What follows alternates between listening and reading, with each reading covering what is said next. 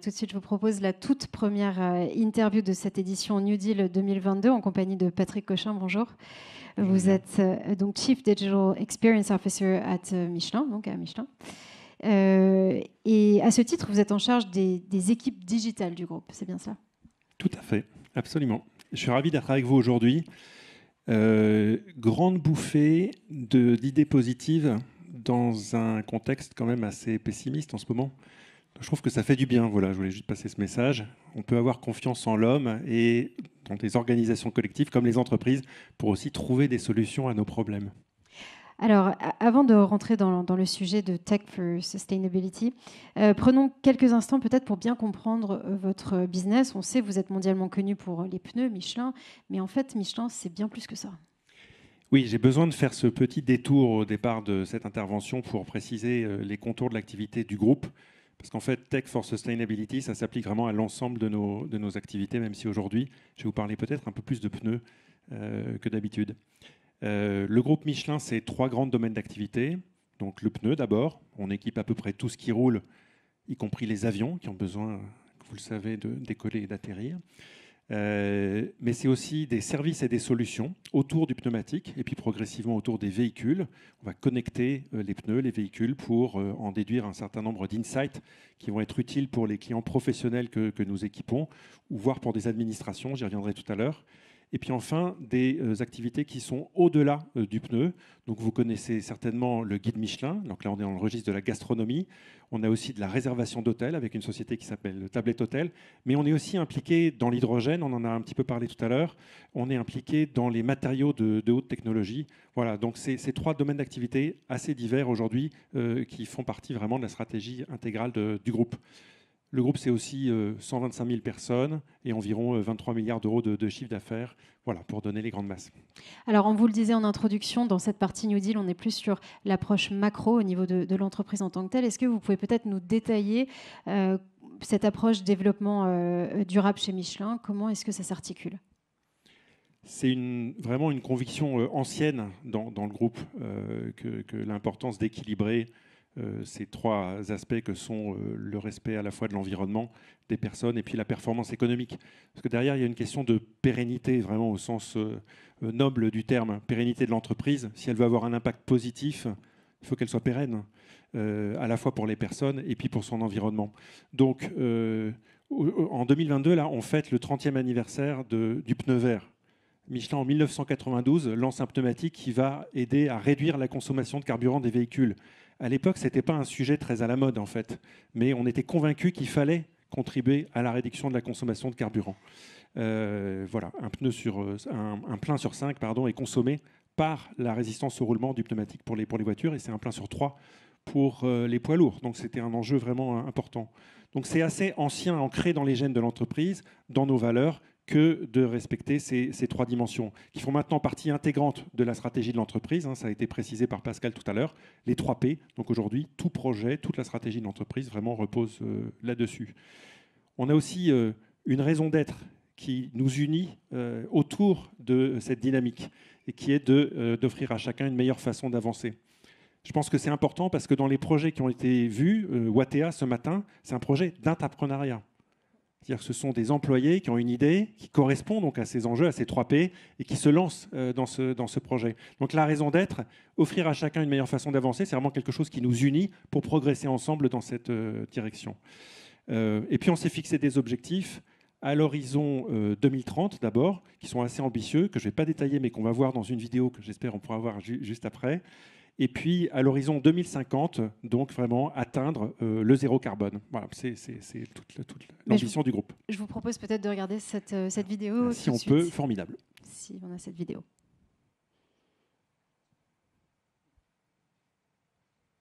My belief, our belief, is that in Michelin tomorrow, everything will be sustainable.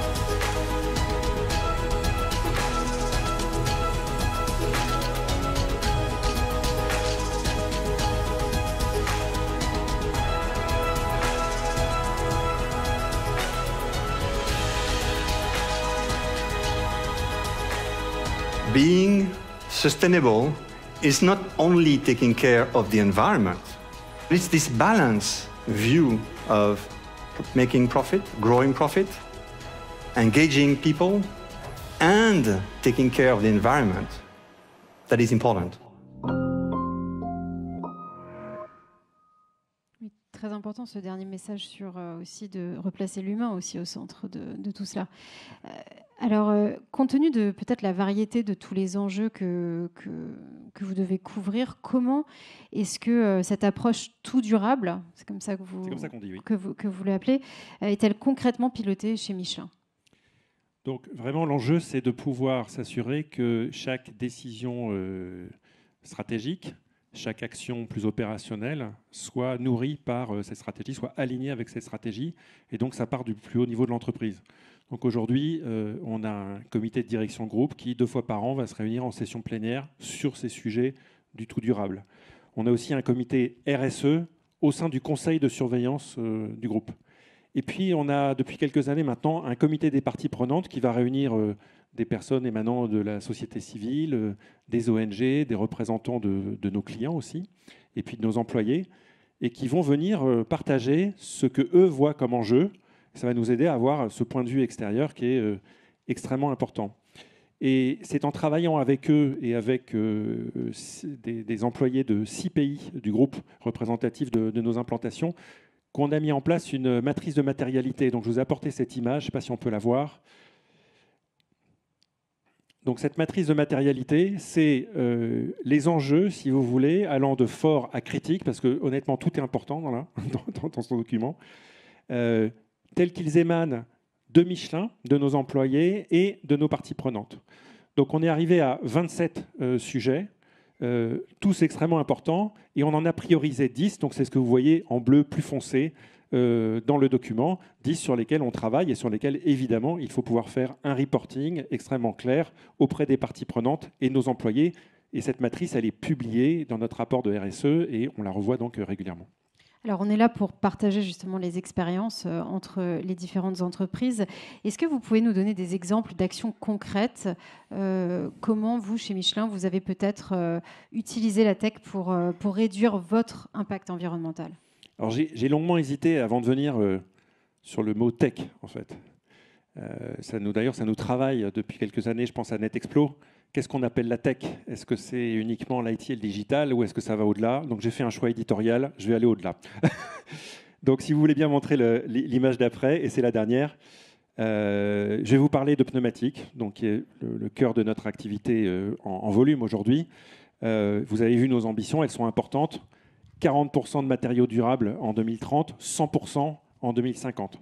Donc comment on fait ça sur un volume de produits tel que celui que Michelin fabrique chaque année? Donc c'est vraiment la question de l'économie circulaire avec 4 R ici que vous pouvez lire: réduire, réutiliser, recycler, renouveler. Donc je vais juste prendre quelques exemples pour illustrer ce que vous voyez sur ce slide. C'est une approche holistique. On ne peut pas travailler sur cette question de l'économie circulaire sans vraiment travailler sur l'ensemble des composants du pneumatique. Or, un pneu, c'est un produit complexe. Il y a à peu près 200 composants à l'intérieur. Et évidemment, si vous changez le moindre de ces composants, vous touchez à la performance du produit. Et vous imaginez bien que pour une société comme Michelin, il n'est pas question d'amoindrir la performance pour nos clients. Donc, la recette de cuisine du pneumatique est complexe. Et donc, on va travailler sur l'ensemble de la chaîne. Je prends juste un exemple sur le caoutchouc naturel. On a, avec des partenaires, lancé en 2017 une application qui s'appelle Rubberway, qui permet de cartographier les enjeux sociétaux, environnementaux des producteurs de caoutchouc naturel, que ce soit des grandes plantations ou des petites plantations, et de faire remonter ces enjeux pour pouvoir, nous, ensuite, vis-à-vis de nos fournisseurs de caoutchouc naturel, avoir des plans d'action et des plans de progrès en commun. L'idée, c'est de maximiser l'exposition de ce questionnaire en fait, à l'ensemble des planteurs auxquels nous avons recours à travers nos fournisseurs. Donc ça, c'est un exemple très concret sur le caoutchouc naturel. Sur les autres aspects, on travaille sur le biosourcing, le recyclage des matériaux. On va par exemple utiliser la poudre de pneumatiques recyclés pour la réinjecter dans des pneus nouveaux.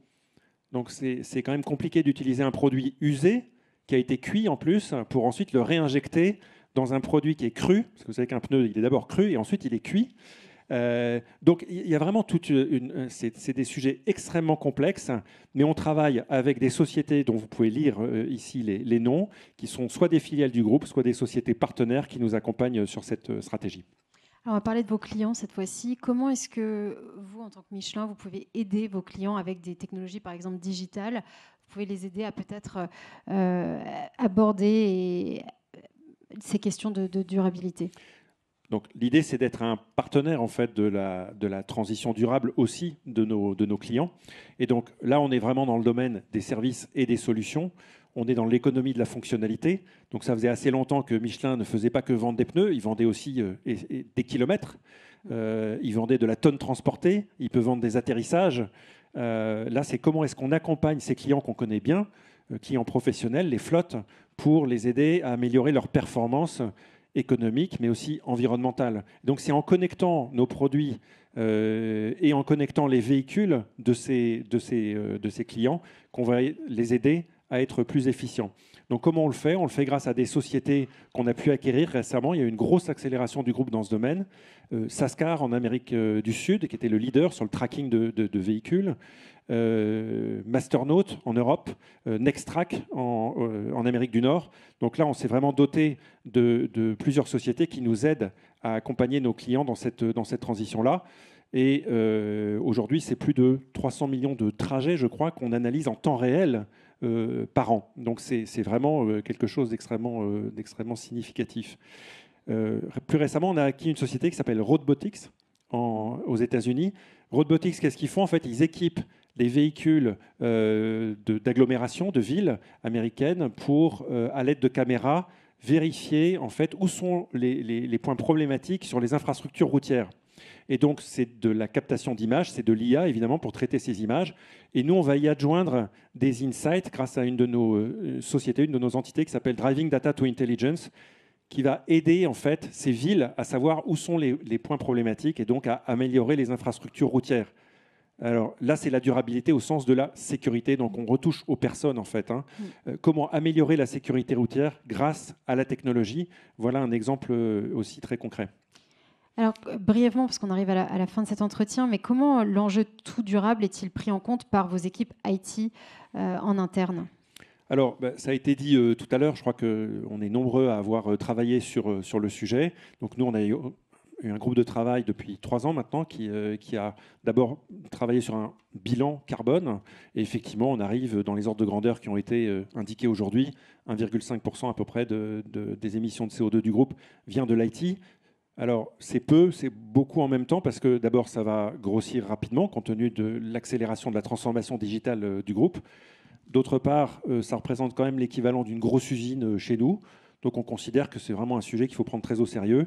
Donc, il y a pour moi le Green for IT, donc le travail qui a été réalisé avec l'ensemble des équipes du groupe pour diffuser des bonnes pratiques, améliorer la façon dont on utilise nos outils, étendre la durée d'utilisation de nos laptops, etc., parce que c'est sur le hardware qui a le plus gros impact aujourd'hui, travailler aussi sur nos data centers. Mais je pense que le levier le plus important, c'est plutôt l'IT for Green. Donc c'est comment est-ce qu'avec l'IT, on va contribuer vraiment à la démarche tout durable du groupe. Je vous donne juste un exemple. Quand on doit homologuer des pneumatiques avec des constructeurs automobiles, on a plusieurs boucles d'homologation. Donc, on va fabriquer des pneumatiques de test, en fait, et puis ils vont revenir. Donc, il y aura de la logistique, consommation de matières premières, recyclage, parce qu'ensuite, on peut plus utiliser ces pneumatiques. Donc, il y a une perte, si vous voulez, de matière. Il y a un impact environnemental qui est évident. Donc, l'idée, c'était de virtualiser, en fait, certaines de ces boucles d'homologation. Donc, c'est un processus de 30 mois, il y a 5 boucles, on virtualise certaines des boucles et le résultat est immédiat. C'est que grâce à ces modèles en fait, IT, grâce à ces modèles mathématiques, on obtient 90% d'émissions de CO2 en moins et puis une baisse des coûts aussi. On retrouve là le Profit and the Planet. Donc voilà, je crois que c'est un exemple très, très concret aussi de ce que l'IT peut faire au service de la stratégie tout durable d'un groupe. Patrice Cochin, merci infiniment. Merci d'être venu sur Merci, la scène du New Deal. Merci à tous.